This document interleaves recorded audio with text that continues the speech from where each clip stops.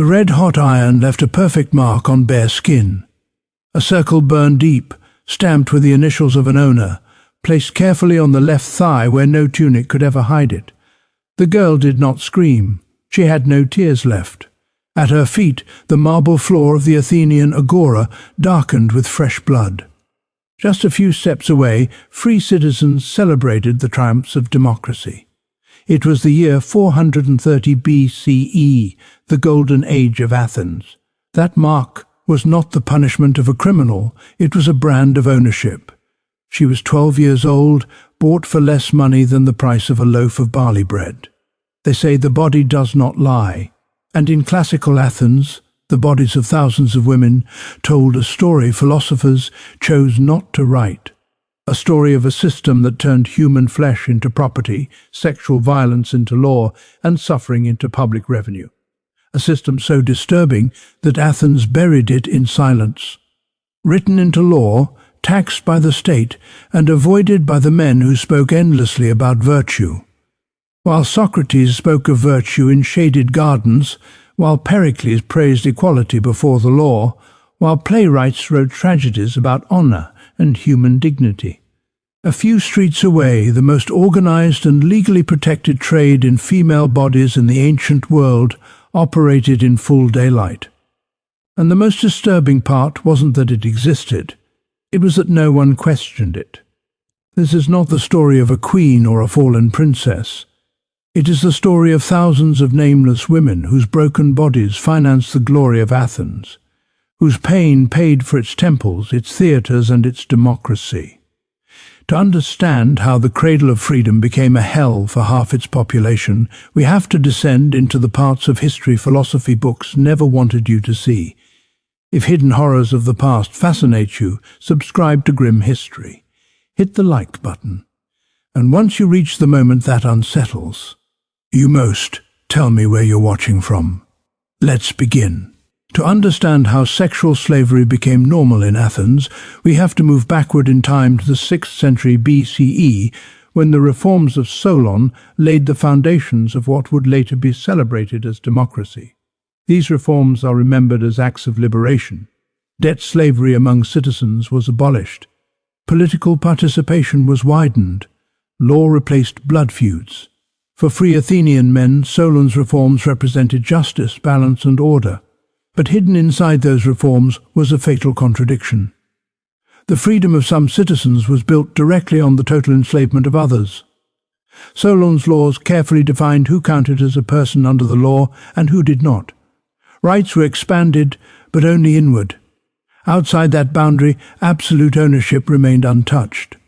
And among all enslaved people, none were more exposed, more disposable than the women forced into the sexual trade. The system itself was brutally simple because it was meant to be efficient. Girls entered Athens through 3 main paths.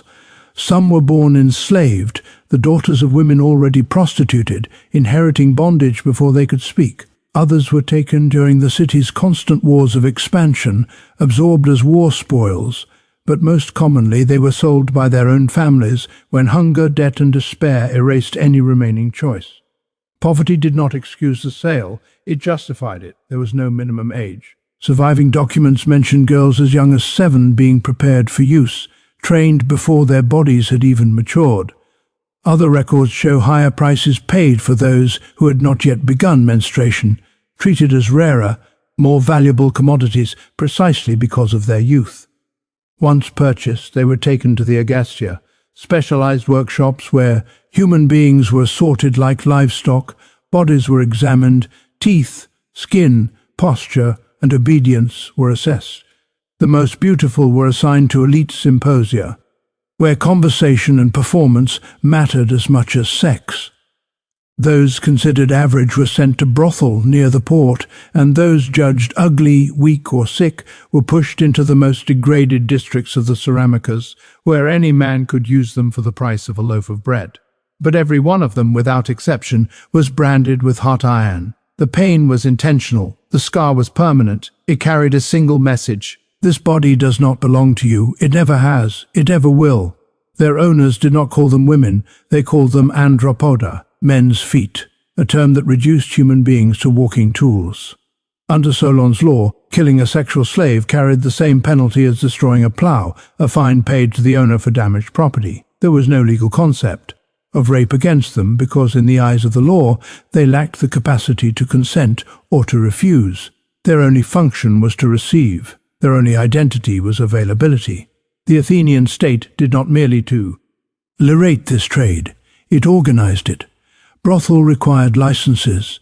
Every sexual transaction was taxed. Officials known as astanoi were appointed to inspect enslaved women regularly, ensuring they remained fit for use. These inspections were not moral judgments. They were quality control.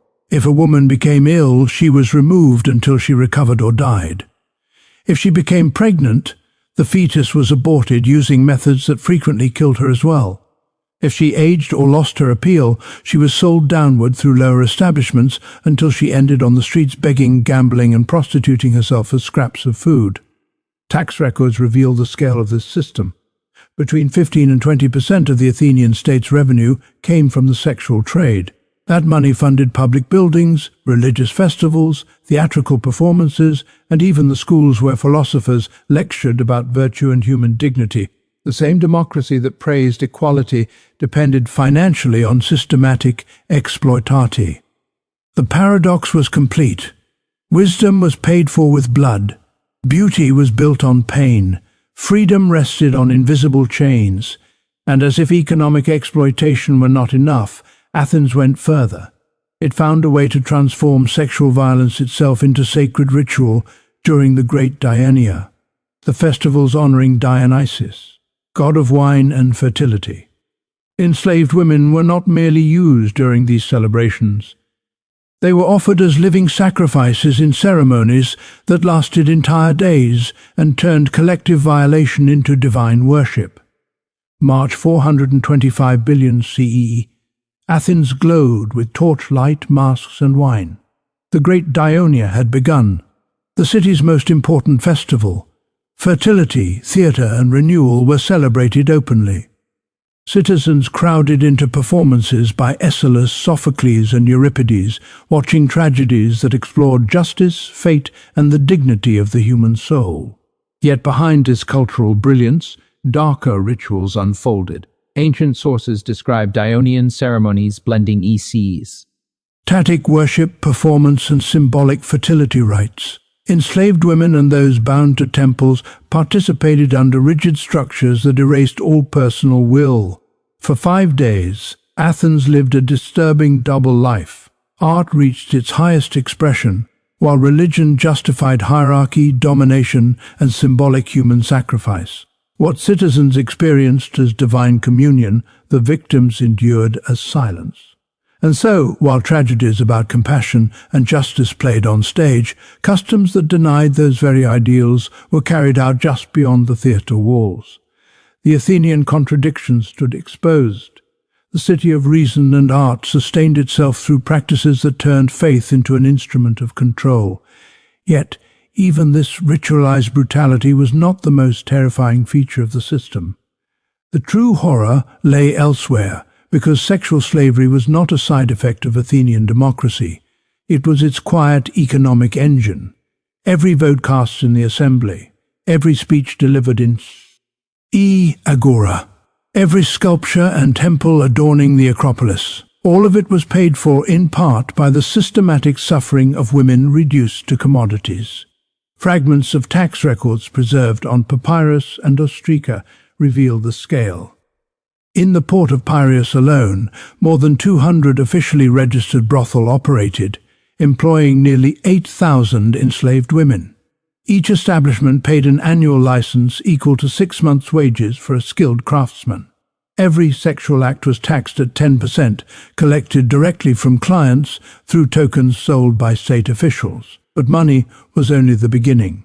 Because this system did not operate in isolation, it pulled the entire city into its orbit. And that is where the story becomes even darker. The system did not operate alone.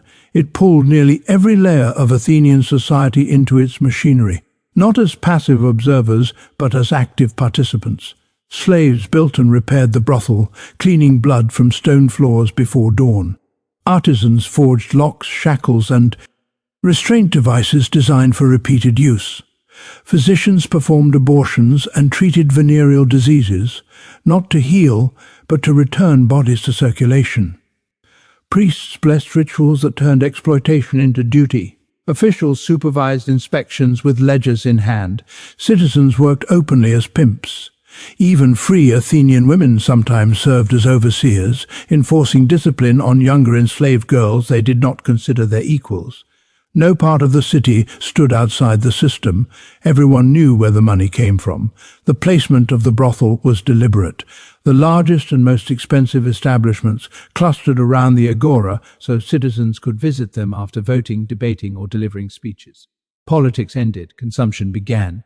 Mid-prick brothels surrounded the harbour, where foreign merchants spent money that never circulated back home. The cheapest operated in artisan districts where labourers and urban slaves paid meagre sums for access to women already broken by. Exhaustion, illness and fear. Each tier followed a pricing system carefully regulated by the state. Not negotiated, not improvised, but enforced. A night with the first category slave, young, attractive, trained in music and conversation, cost the equivalent of 3 days' wages for a hoplite soldier. Second category, women were priced like a full meal at a respectable tavern. Third category, women were rented for the cost of a cup of watered-down wine.